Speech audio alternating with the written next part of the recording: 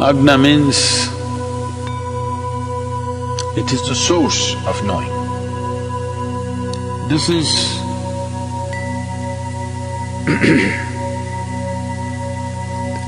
discernment to its highest point.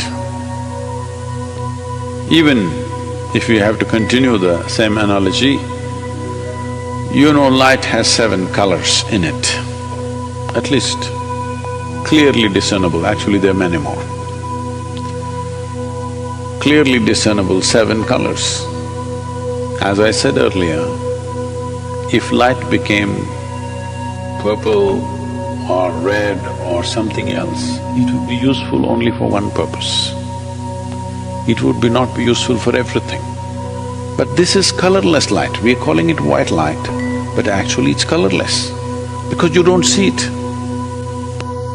You actually don't see it. If you look at the source, you see it because it's reflecting from the reflector and coming. If you look at an object upon which it is falling, you see it.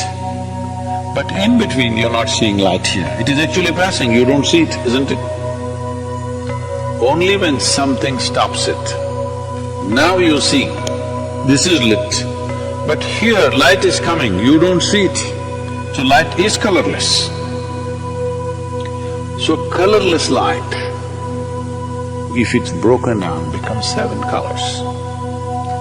Similarly, the 7 chakras are a representation of 7 colors, but Agna is colorless. So this is why Agna is related to Vairagya, that means a colorless or beyond color state. It's because of this colorless light you're seeing everything clearly the way it is. Suppose we put on red light here, each one of you would look different. If you put blue light, you will look different. If I put yellow light, you look different. Colorless light, we see you just the way you are. So if you get to your Agna, if one is established in the Agna, you see everything just the way it is. When you see everything just the way it is, you may completely lose interest in everything. You may, I said. This happened to me when I was very young because I'm always staring at something, want to see what it is, what it is, what it is. So you just look at people, because I just was so intrigued that everybody is going around with a purpose. It looks like that.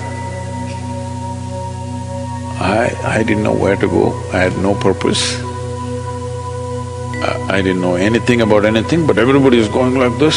I don't know where the hell they're going, but they're all busy. I just see people, in India, those buses would be going. I think many times I wrote some poetry about this, I don't know if it ever got published, about how everybody is going somewhere. Do they really know where they're going? At least I didn't know where the hell I'm going. I had no clue, where am I going? People tell me, go to school. I don't know why I should go to school. And if I come back a little late, why didn't you come back home? I didn't know why I should come back home. I just could not understand why everybody has a purpose every minute of their life. Why should I do this? Why should I do that? Because I still not figured a thing. So because of this, I'm paying enormous attention to everything. I'm seeing so many things like that. The level of freedom it gives you when external things don't decide what happens within you is tremendous. The amount of energy you have to invest in things that matter within you is phenomenal because outside things do not matter for you, because you've seen it just the way it is. Suppose you see it, suppose you see a man or a woman and you see all the intestines and the liver and everything. I have heard many people who are doing medicine in India, after doing the cadaver this thing, whatever the anatomic lessons and stuff, they don't want to get married, they don't want to have anything to do with anybody because they've seen all kinds of things inside. You heard this? People talking like this. Maybe later on they will succumb to those things, that's different. But at one moment when they see what is inside, they say, enough of this. They don't want to look inside anymore. So as you start seeing everything just the way it is, if you have not counterbalanced that with sweetness of emotion, you can't be involved in the world. You just look at everything and nothing means anything. This is how it is understood. People thought Vairagya means non-involvement. That is because people started seeing a few things the way they are, but they don't have the sweetness of emotion. Now, you look at these people, what is there? What is there in all this? Nothing.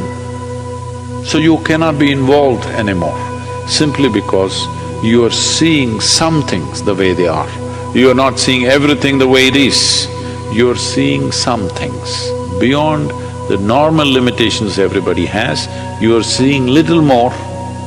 This will make you either disgusted, frustrated or uninvolved, become aloof. Aloofness will come if you have not counterbalanced your discernment with sweetness of emotion.